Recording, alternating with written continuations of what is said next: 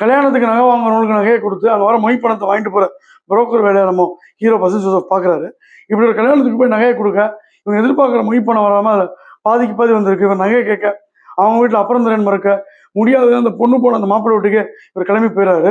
அந்த ஊர் வந்து சுற்றி கடல் இருக்கிற ஒரு மோசமானவர், மாப்பிள்ளையும் ஒரு பயங்கர ரவுடியாக இருக்காரு, மீன் வியாபாரம் பண்ணுறாப்புல. ஸோ இதுலேருந்து எப்படி வந்து விஜய் ஜோசப் தப்பிச்சாரு, அந்த பொண்ணுக்கு என்ன பிரச்சனை அப்படின்றத 2.5 மணி நேரத்துக்கு கொஞ்சம் விறுவிறுப்பாக சொல்லியிருக்காரு இயக்குனர். பாசில் ஜோசப் எல்லா படத்துலையுமே ஒரு காமெடியாக வரலாம், அந்த மாதிரி பண்ணுவார். இது வந்து ரொம்ப சீரியஸ் ரோல். அதுவும் அவர் எதுக்கு ஆட்கள்லாம் பார்த்தீங்கன்னா 6 அடிக்கு ஆஜானுபாவாக இருக்காங்க. அவர் கேரக்டர், அவரோட பெர்சீவரன்ஸ் வந்து படத்தை காப்பாற்றிருக்கு. ஒரு டவுரி பிரச்சனையை அவங்க மூலமாக சொல்லாமல் ஒரு தேர்ட் பார்ட்டி, ஏதாவது நகையை விற்கிறவங்க மூலமாக சொன்ன போன விதம் நல்லாயிருக்கு.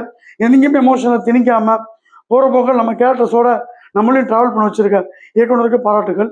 மொத்தத்தில் வாங்க போகலாம் பஞ்ச் லைன், ஒன் மேன் மின்னும் 3 ஸ்டார் ரேட்டிங்.